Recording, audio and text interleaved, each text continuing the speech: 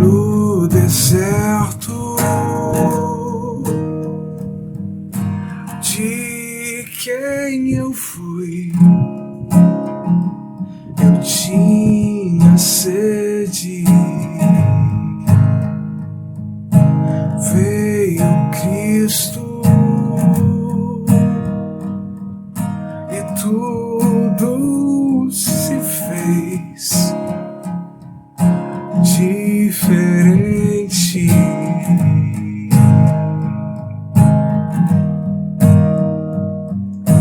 Ele vê meus pecados ocultos,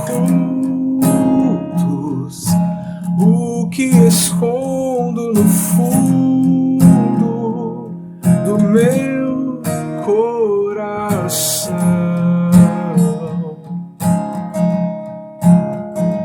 Derrama em minha vida água, limpa a sujeira e sacia essa sede. O que Cristo oferece, Ele é. No escuro de quem eu fui, não tinha nada. Veio Cristo e tudo se fez diferente.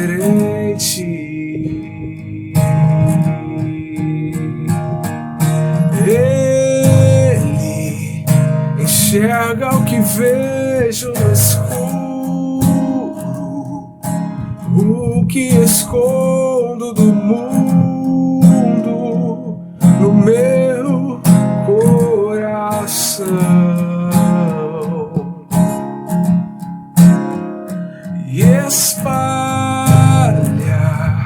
o barro que ainda faltava. Abre a janela pra luz me encontrar. O que Cristo oferece, Ele é luz do mundo, água viva. Cristo, Ele é Cristo, Ele é Cristo. Ele tira o pecado do mundo, planta a esperança na terra do meu coração.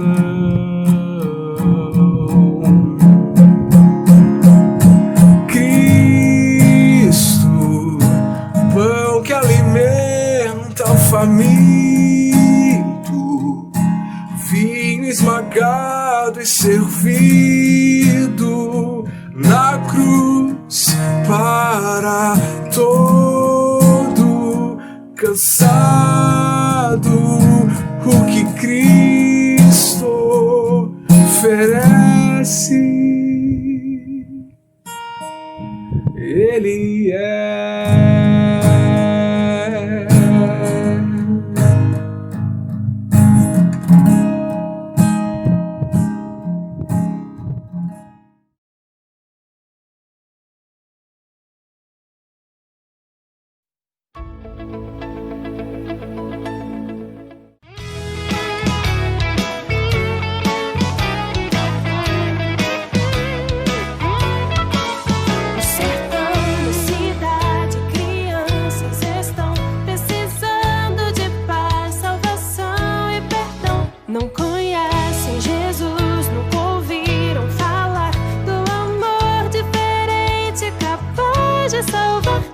ser a criança que vai ajudar a contar o seu plano de amor. Porque Ele me amou, quero a todos falar, anunciar e viver pra Jesus divulgar. Eu amo, multiplico, oro e reparto ao Brasil. Eu anuncio que Jesus é Senhor. Amo, multiplico, oro e reparto, transformado pelo amor. Eu amo, multiplico, oro e reparto ao Brasil. Eu anuncio que Jesus é Senhor. Amo, multiplico, oro e reparto, transformado pelo amor.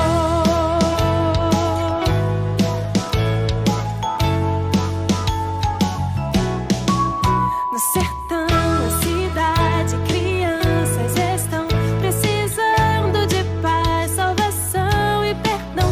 Não conhecem Jesus, nunca ouviram falar do amor diferente, capaz de salvar. Quero ser a criança que vai ajudar a contar o seu plano de amor. Porque Ele me amou, quero a todos falar, anunciar e viver pra Jesus divulgar. Eu amo, multiplico, oro e reparto ao Brasil. Eu anuncio que Jesus é Senhor. Amo, multiplico, oro e reparto, transformado pelo amor. Eu amo, multiplico, oro e reparto ao Brasil. Eu anuncio que Jesus é Senhor. Amo, multiplico, oro e reparto, transformado pelo amor. Amo, multiplico, oro e reparto. Amo, multiplico, oro e reparto. Amo, multiplico, oro e reparto. Amo, multiplico, oro e reparto. Eu amo, multiplico, oro e reparto ao Brasil. Eu anuncio que Jesus é Senhor. Amo, multiplico, oro e reparto, transformado pelo amor. Eu amo, multiplico, oro e reparto ao Brasil. Eu anuncio que Jesus é Senhor. Amo, multiplico, oro e reparto, transformado pelo amor. Boa noite, irmãos. Hoje nós vamos falar sobre o projeto Radical Sul. Ele faz parte do projeto Radical Brasil, que os irmãos já conhecem. O projeto Radical Brasil tem várias frentes, onde jovens se voluntariam por 1 ou 2 anos para viver uma vida radical, com suas imersos em realidades diferentes da onde eles estão acostumados, para atender o chamado de Cristo. O Radical Sul acontece na região sul do Brasil, onde 845 municípios não têm presença batista, não têm quase acesso ao Evangelho. Como é feito esse projeto? Os voluntários recebem um treinamento de 3 meses. Eles são divididos em duplas e vão para bairros ou cidades para plantação de igreja e para despertar os vocacionados jovens e adultos para dar continuidade ao trabalho. O Rio Grande do Sul é conhecido como a capital do suicídio do Brasil. Então nós precisamos lembrar e orar por essa região, por esse trabalho, porque a gente sabe que as pessoas ali precisam, tanto quanto toda a nossa nação, de ouvir o Evangelho, se entregar ao Senhor e ter as suas vidas salvas e transformadas. Eu vou orar nesse momento. Senhor amado, eu quero te agradecer pela oportunidade que nós temos de conhecer esse projeto, de lembrar desse projeto. Queremos pedir ao Senhor que abençoe os voluntários radicais que estão no Rio Grande do Sul e os voluntários que estão entrando Pedimos que o Senhor desperte mais jovens, Senhor, para dedicar as suas vidas a esse trabalho. Pedimos, Senhor, que o Senhor fortaleça-os e que o Senhor dê estratégias, Deus, para a plantação dessas igrejas. Também quero pedir que o Senhor nos abençoe e nos ajude, Deus, a olhar ao nosso redor e ver os irmãos que estão ao nosso lado que também têm esse chamado, que também têm essa vocação, e que a gente possa, Deus, como igreja, se mover ao redor do nosso bairro, da nossa cidade, do nosso país, Deus. Não nos deixe acomodados onde estamos. Pedimos que o Senhor abençoe esse projeto, os líderes e toda a junta de missões, Deus. Agradecemos por tudo, em nome de Jesus, amém.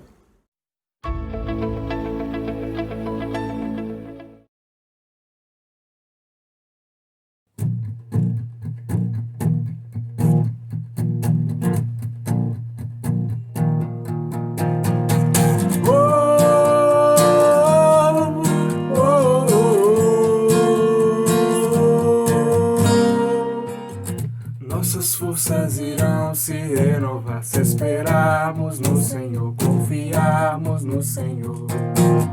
Nossas forças irão se renovar se esperarmos no Senhor, confiarmos. Ó Deus, Tu és a força que traz a esperança.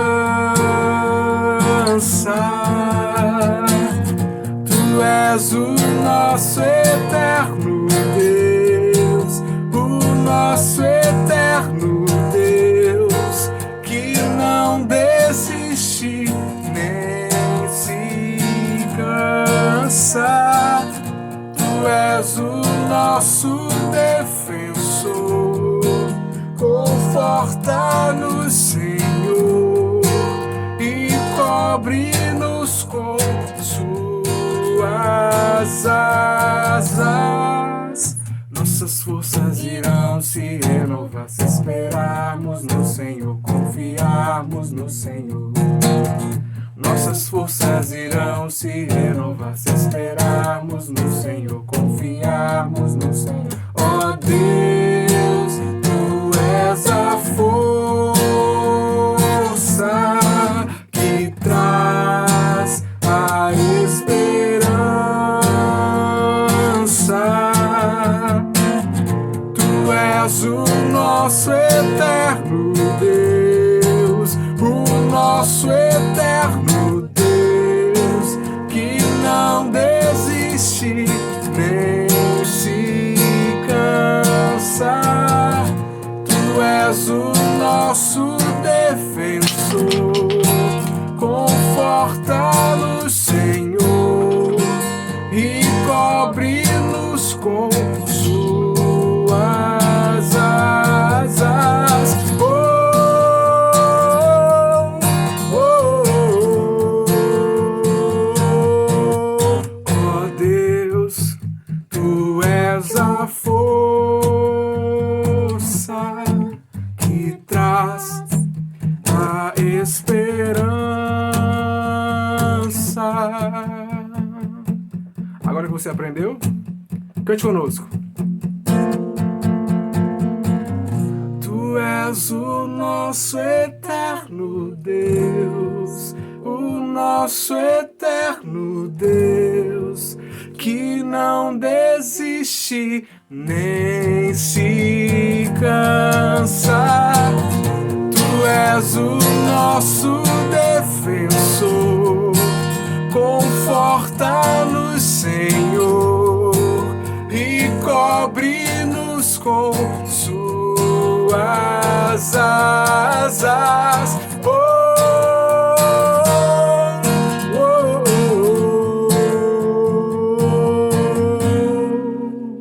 Nossas forças irão se renovar se esperarmos no Senhor, confiarmos no Senhor.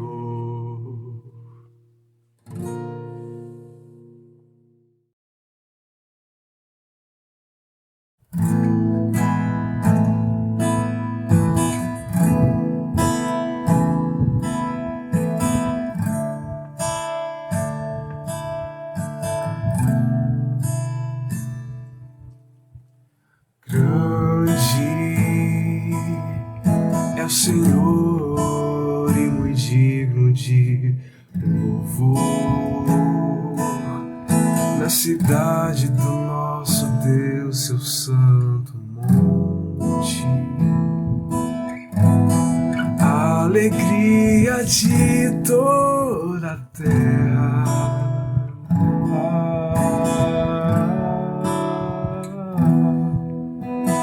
Grande é o Senhor em quem nós temos a vitória, que nos ajuda contra o inimigo. Por isso diante dele nos prostramos,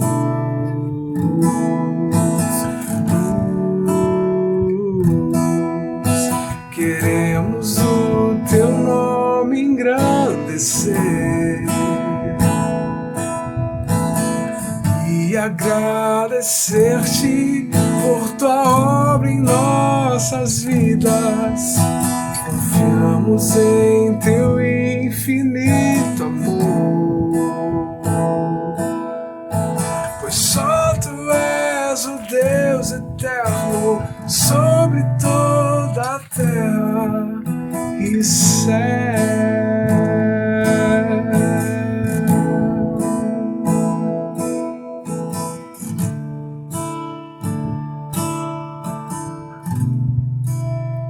Cante. Grande é o Senhor e muito digno de louvor. Na cidade do nosso Deus, seu santo monte, a alegria de toda a terra.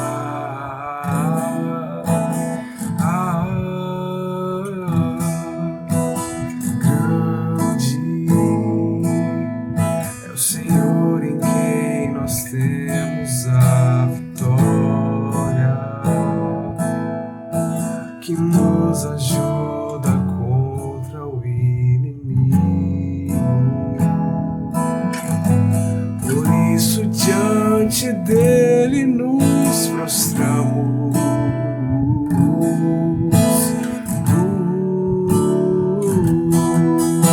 queremos o teu nome engrandecer e agradecer-te por tua obra em nossas vidas. Confiamos em teu infinito amor, pois só tu és o Deus eterno sobre toda a terra. Queremos o teu nome engrandecer e agradecer-te por tua obra em nossas vidas. Confiamos em teu infinito amor, pois só tu és o Deus eterno sobre toda a terra.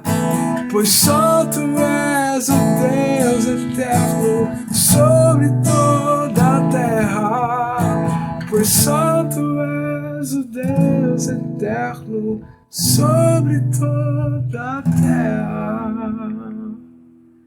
e céu.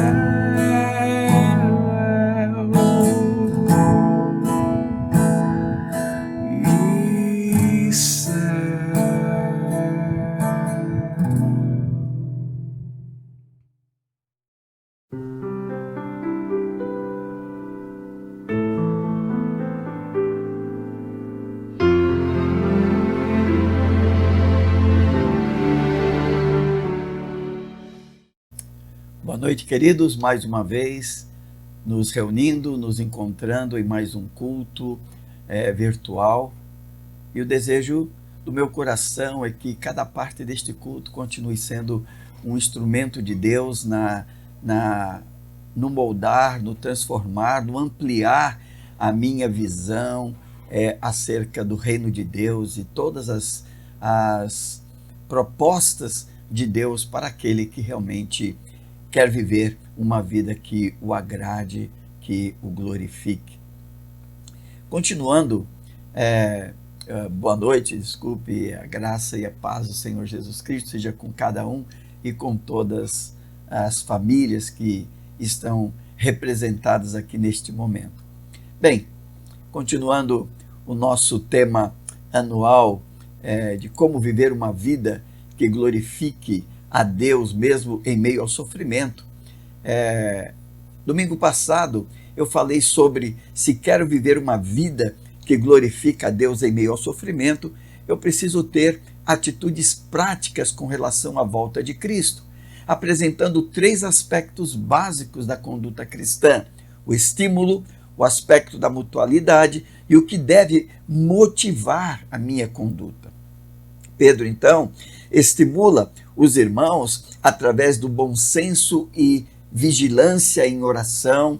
Falamos também do amor profundo de uns para com os outros e de um espírito hospitaleiro. Ele estimula aqueles irmãos através desses 3 aspectos do estímulo, mas também no despertar para uma vida de reciprocidade, no servir uns aos outros através do dom que Deus concedeu, que Deus distribuiu a cada um como bons administradores da graça de Deus, quer seja falando, quer seja servindo de uma maneira prática. Mas também sobre o aspecto motivacional. O que me motiva a viver uma vida que glorifica a Deus, mesmo em meio ao sofrimento, é Deus ser glorificado. Hoje eu gostaria de estar compartilhando com os irmãos sobre 1 Pedro capítulo 4, versículos 12 a 19. 1 Pedro capítulo 4, versos 12 a 19.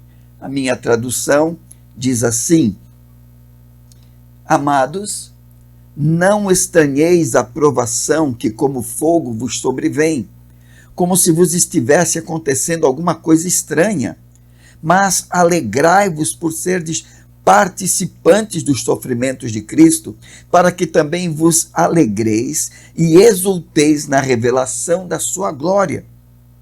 Se sois insultados por causa do nome de Cristo, sois abençoados, porque sobre vós repousa o Espírito da glória, o Espírito de Deus. Mas nenhum de vós sofra como homicida, ladrão, praticante do mal, ou como quem se intromete em negócios alheios. Mas, se sofrer como cristão, não se envergonhe disso. Pelo contrário, glorifique a Deus com esse nome, porque chegou a hora de começar o julgamento pela casa de Deus. E se começa por nós, qual será o fim daqueles que desobedecem o evangelho de Deus?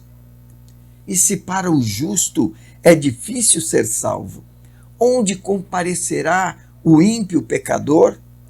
Portanto, os que sofrem segundo a vontade de Deus devem confiar a vida ao fiel Criador, praticando o bem. Vamos orar.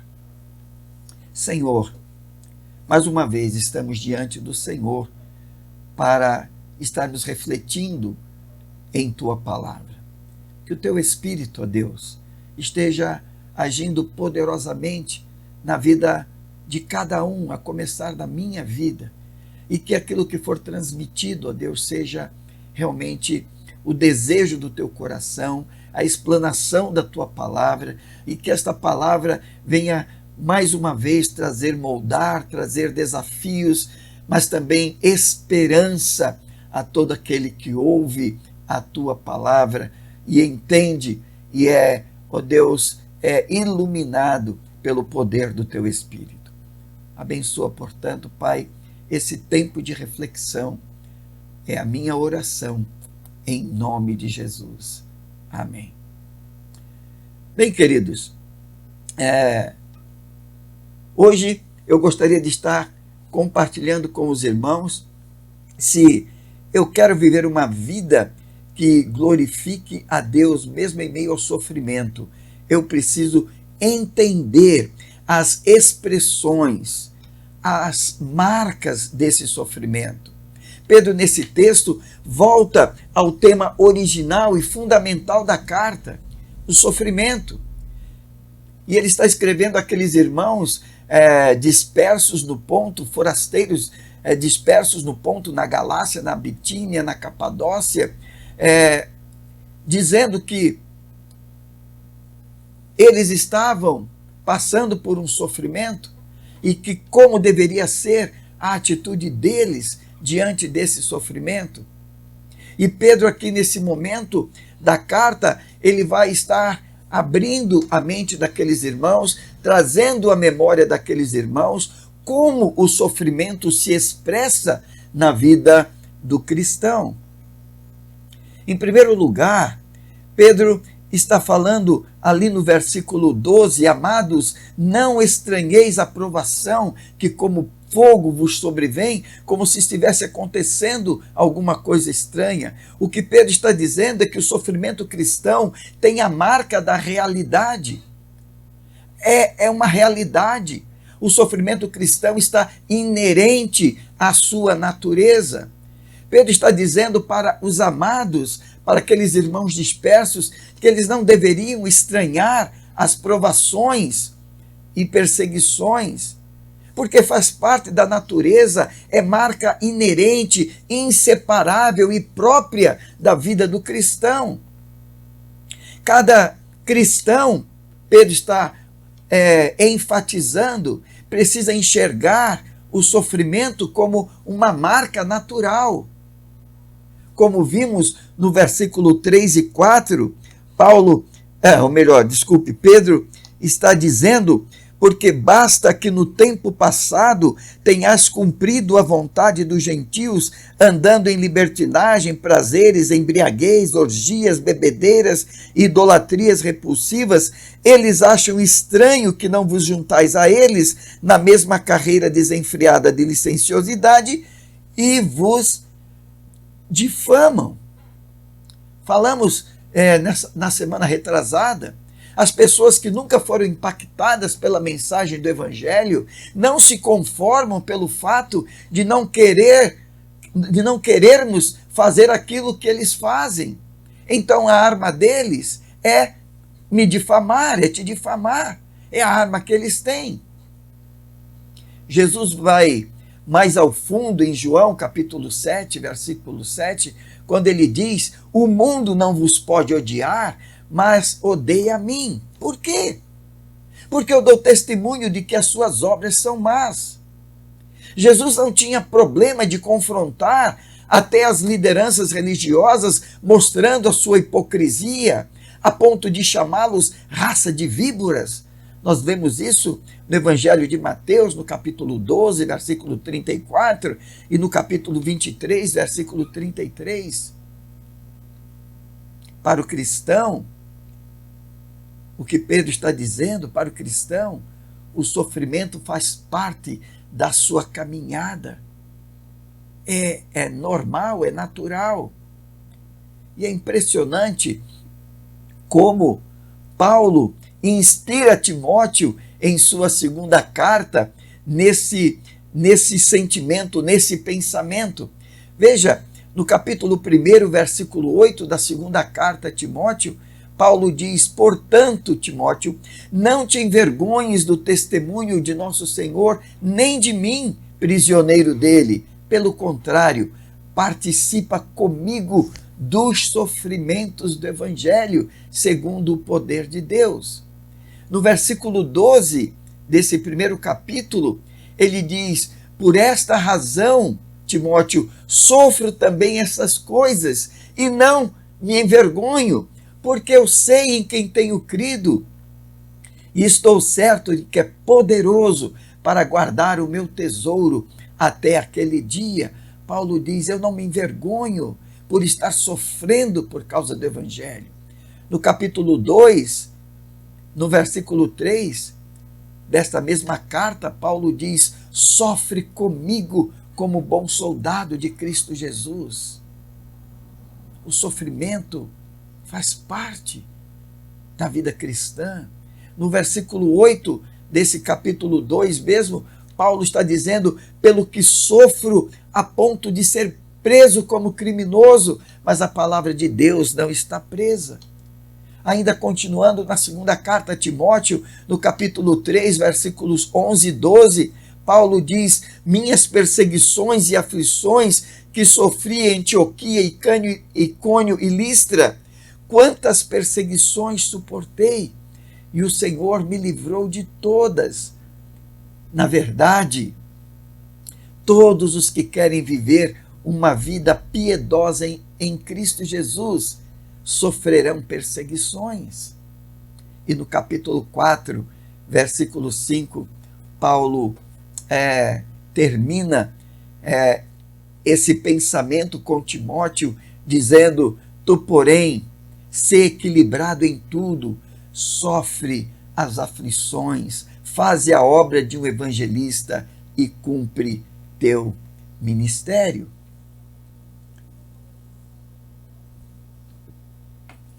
Pela própria natureza do testemunho, o cristão deve esperar pelas provações, pois o testemunho cristão por si mesmo é uma acusação, é um confrontar, é um repreender o espírito que existe neste mundo, um espírito de licenciosidade, um espírito que é totalmente contrário ao que Deus estabeleceu como um princípio cristão. Nos versículos 6 e 7 desse capítulo, Pedro disse: pois é por isso que o evangelho foi pregado também aos mortos, para que, embora julgados segundo os homens, quando na carne, vivam segundo Deus pelo Espírito. Mas já está próximo o fim de todas as coisas, portanto, tende bom senso e estai alertas em oração. E no capítulo 1, versículos 6 e 7, ele diz: nisso exultais, ainda que agora sejais necessariamente afligidos por várias provações por um pouco de tempo, para que a comprovação da vossa fé, mais preciosa do que o ouro que perece, embora provado pelo fogo, redunde em louvor, glória e honra na revelação de Jesus Cristo. Pedro está dizendo que é pela tribulação, pela provação, que Deus está provando a realidade da minha fé. Em segundo lugar, nos versículos 13 e 14, Pedro diz: alegrai-vos por serdes participantes dos sofrimentos de Cristo, para que também vos alegreis e exulteis na revelação da sua glória. O que Pedro está dizendo é que o sofrimento cristão tem que ter a marca da alegria. É outra expressão do sofrimento na vida do cristão, é a marca da alegria.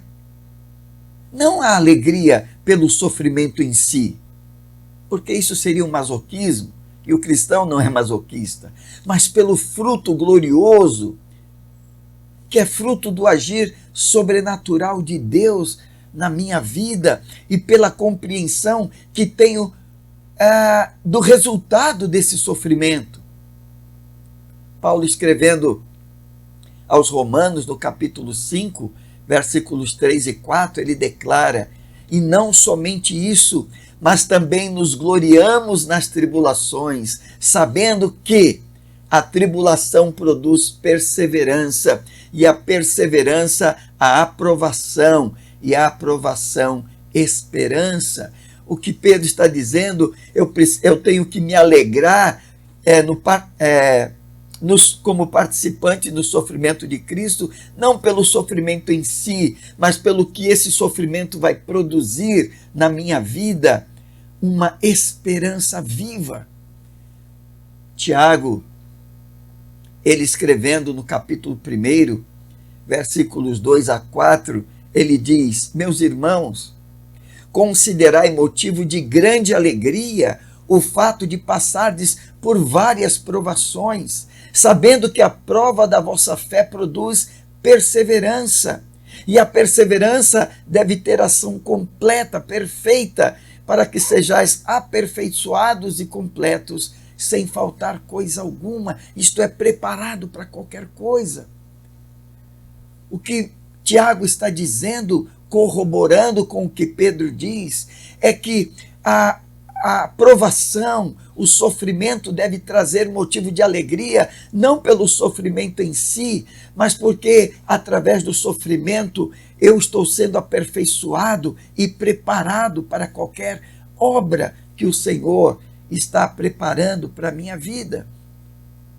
Essa alegria, segundo Pedro, é fruto de quem crê que o Senhor continua no controle da sua vida e que o que está acontecendo não está despercebido àquele que me ama, aquele que tem o controle da minha vida. O que Pedro está dizendo é que esse sofrimento está me mergulhando numa profunda identidade com Cristo. Ele está dizendo, mas alegrai-vos por serdes participantes dos sofrimentos de Cristo. Quando eu estou passando por sofrimento por ser um cristão, eu estou me identificando com o próprio sofrimento de Cristo. Pois Paulo, escrevendo aos Filipenses, no capítulo 1, versículo 29, diz, pois por amor de Cristo me foi concedido não somente crer nele, mas também sofrer por ele.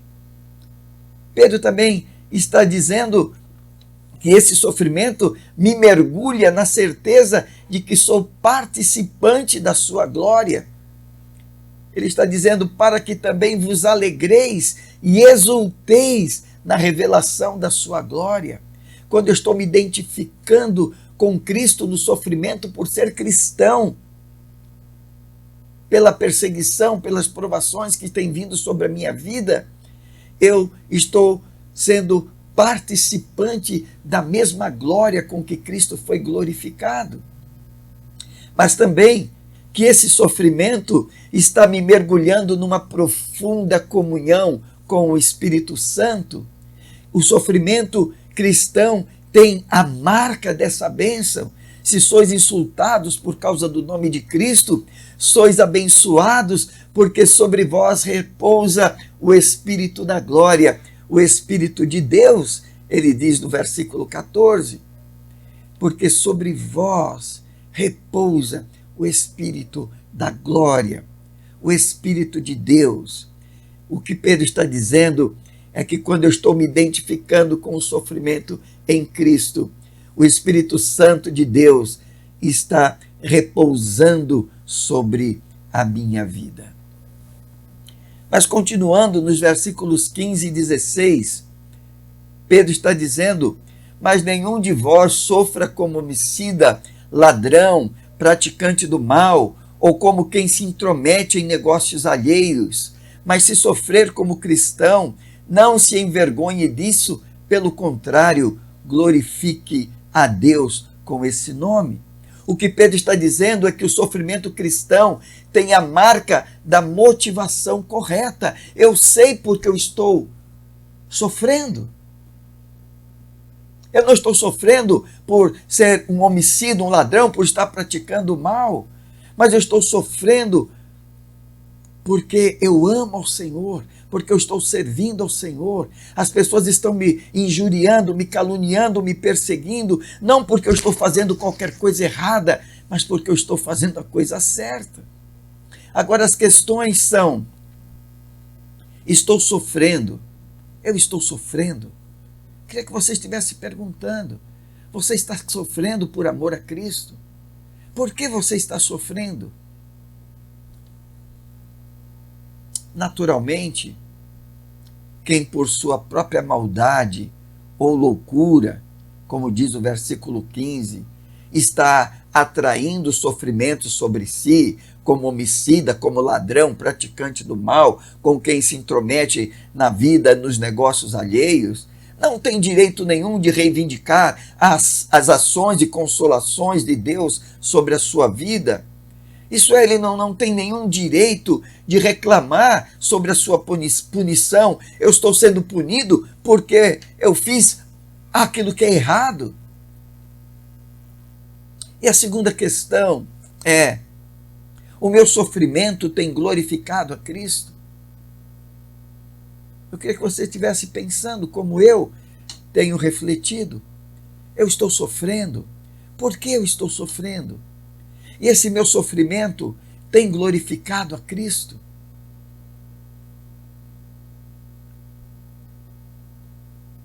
No livro de Atos, no capítulo 5, versículos 40 e 41, após serem presos os discípulos, os apóstolos, e após então o Sinédrio ter concordado com o parecer de Gamaliel, eles chamando os apóstolos, diz o texto sagrado, aplicaram-lhes chicotadas e ordenaram que não falassem em nome de Jesus. Então os soltaram e eles retiraram-se de diante julgados dignos de sofrer afronta por causa do nome de Jesus.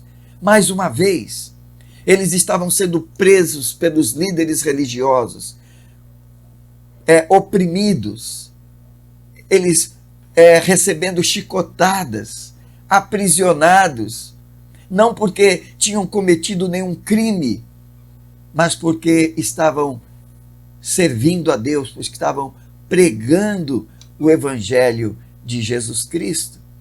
E quando eles saem daquele sofrimento, eles saem alegres por terem sido julgados dignos de sofrer afronta por causa do nome de Jesus.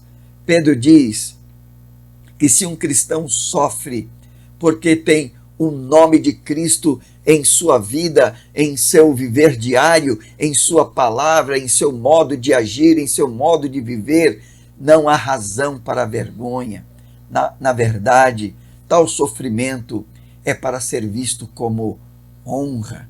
Você está glorificando a Deus, porque está vivenciando aquilo que o Senhor ordenou que você vivesse, que eu estou vivendo aquilo que o Senhor me ordenou. A terceira questão é: tenho considerado a gravidade do pecado e julgamento? Então a primeira questão é: estou sofrendo, por que estou sofrendo? A segunda questão é: meu sofrimento tem glorificado a Cristo? E a terceira questão é: tenho considerado a gravidade do pecado e julgamento? Pedro está dizendo, porque chegou a hora de começar o julgamento pela casa de Deus. E se começa por nós, qual será o fim daqueles que desobedecem o Evangelho de Deus? E se para o justo é difícil ser salvo, onde comparecerá o ímpio, o pecador? Eu tenho realmente considerado o quanto o pecado é ruim, é mau, é nocivo na vida do cristão. Eu tenho considerado esse pecado e julgamento. Pedro está dizendo que os tempos de tormenta já estavam à porta da igreja. Era o começo do processo de provar, joeirar, isto é, peneirar, separar o trigo do joio.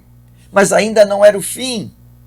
Pedro está aqui tomando um conceito do Velho Testamento e aplicando à igreja.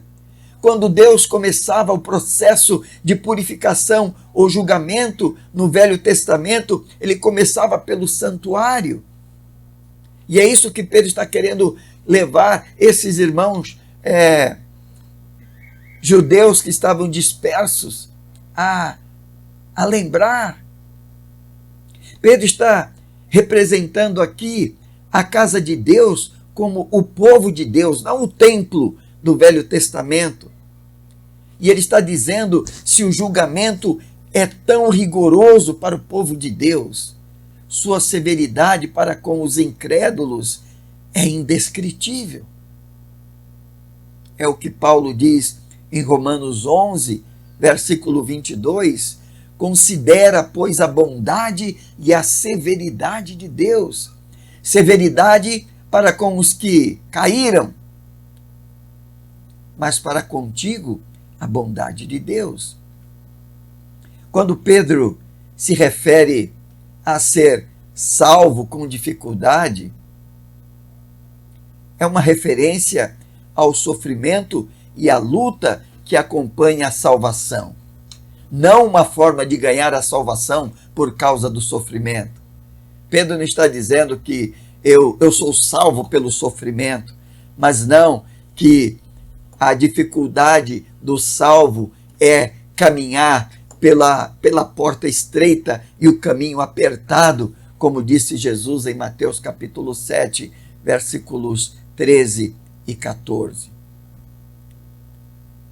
O que Pedro está dizendo, a palavra dificuldade refere-se à caminhada, a dificuldade da caminhada cristã, que seria, sem dúvida, com sofrimento, com perseguição, com calúnias, injúrias e tudo aquilo que temos acompanhado nesta carta. Mas Pedro também vai dizer no versículo 19, portanto, os que sofrem segundo a vontade de Deus devem confiar a vida ao fiel Criador, praticando o bem. Pedro está dizendo que o sofrimento cristão é a marca, se eu estou sofrendo como cristão, é a marca que estou vivendo segundo a vontade de Deus. Pedro está dizendo que quem sofre dentro da vontade de Deus pode entregar-se ao cuidado de Deus. A ideia aqui é de depositar a fim de guardar em segurança. É aquilo que Paulo disse lá em 2 Timóteo 1,12, como nós já lemos, e eu vou repetir.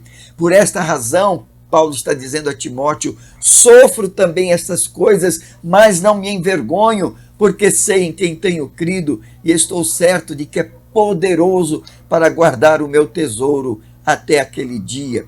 O que Pedro está dizendo é que quem sofre dentro da vontade de Deus pode entregar-se confiadamente aos cuidados de Deus, porque Deus seguramente está guardando aquele que estão sofrendo por amor a Ele. É a mesma expressão que Pedro usa aqui, proferida por Jesus ao expirar na cruz, como está lá em Lucas 23, 46. Então, Jesus clamou em alta voz, Pai, nas tuas mãos entrego, isto é, nas tuas mãos deposito, coloco o meu espírito. E dito isto, expirou. Se Deus é o Criador de todas as coisas, como diz o texto sagrado, simplesmente pela palavra do seu poder, Ele também é poderoso para guardar a minha vida e levar-me em segurança ao lar celestial. Por isso, o salmista diz no Salmo 37, versículos 4 e 5, agrada-te do Senhor e Ele satisfará os desejos do teu coração. Entrega a tua vida, entrega o teu caminho ao Senhor, confia nele e o mais Ele fará. Mas é interessante que Pedro conclui o texto dizendo, praticando o bem. O que Pedro está dizendo é que à medida que faço o que é certo, em meio ao sofrimento injusto, eu posso confiar minha vida ao Senhor com esperança, mesmo nesses tempos dolorosos. Pedro está me ensinando que Não importa o que aconteça comigo, Deus sempre vai escrever o último capítulo, mostrando que o fim daquele que está vivendo de modo que o glorifique é um fim glorioso. Portanto, eu não preciso temer, mas confiar. Eu posso crer que Deus está fazendo o que é certo. Deus está fazendo o melhor, por mais difícil que a situação se me apresente. Eu queria concluir nesse momento pensando em tudo aquilo que acabamos de ver na palavra de Deus, no que acabamos de ouvir, que para viver uma vida que glorifique a Deus em meio ao sofrimento, como cristão, eu preciso entender que o sofrimento não é algo estranho. Muitas vezes é uma prova de um pai amoroso que está utilizando as crises da minha vida não para me destruir, e sim para me refinar, me purificar, como o fogo purifica o ouro. Porque Deus só prova aquilo que é precioso. E o sofrimento é o caminho para a glória. E o caminho de Deus é que através do sofrimento eu me aproxime mais dele e experimente uma estreita comunhão com Cristo e o repousar do Espírito da glória, o Espírito de Deus sobre a minha vida. Que o Senhor te abençoe, querido, e que você possa entender que o sofrimento que você está passando neste momento, por amor a Cristo, não está despercebido aos olhos de Deus. E que você possa, de dentro do seu coração, glorificar a Deus, ter motivo de alegria, porque um sofrimento maior, Jesus Cristo passou por você sem merecer. Que Deus te abençoe. Vamos orar. Pai querido, muito obrigado por mais esta oportunidade que nos dás de expor a tua palavra, de estarmos refletindo em um tema tão interessante, tão importante e que muitas vezes se torna tão difícil de entendimento. Mas que o teu Espírito esteja iluminando cada coração e que esta palavra possa realmente produzir frutos que glorifiquem o teu nome. É o meu desejo, é a minha oração, em nome de Jesus. E que a graça do nosso Senhor e Salvador Jesus Cristo, o amor de Deus nosso Pai e a consolação do Espírito Santo seja com a tua igreja hoje e para sempre. Amém. Que Deus te abençoe. Uma boa semana em nome de Jesus.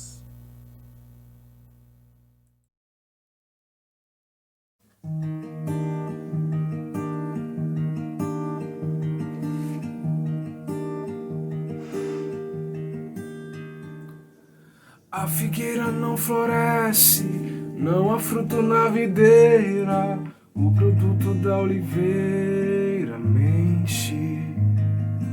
E os campos não produzem, o curral está vazio, o aprisco está deserto. Tudo isso se passando, e o profeta mesmo assim vai se alegrando em Deus.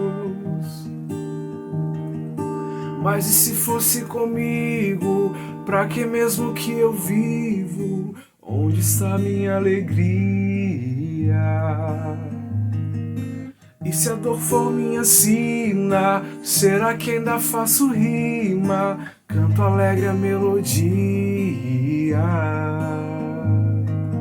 E se eu perdesse tudo, será que contudo me alegraria em Deus? Eu quero ser, não quero ter.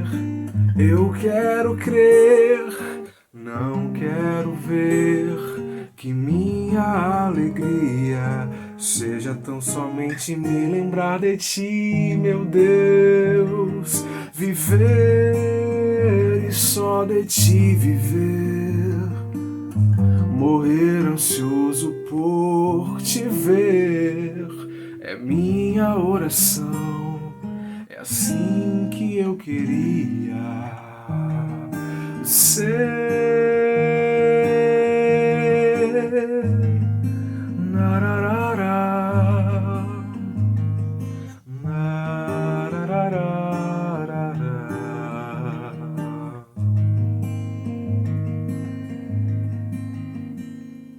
Mas e se fosse comigo, pra que mesmo que eu vivo? Onde está minha alegria?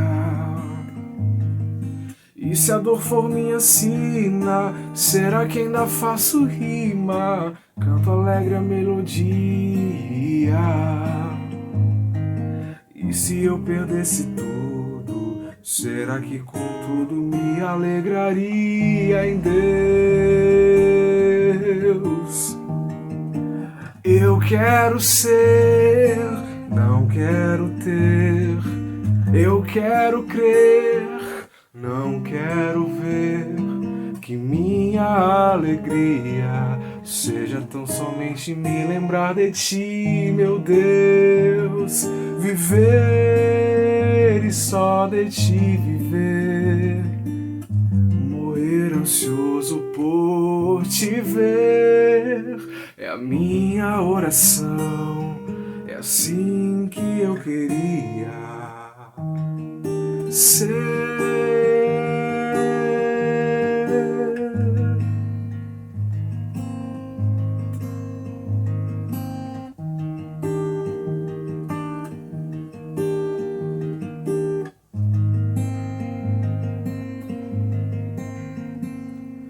Mas e se fosse comigo, pra que mesmo que eu vivo?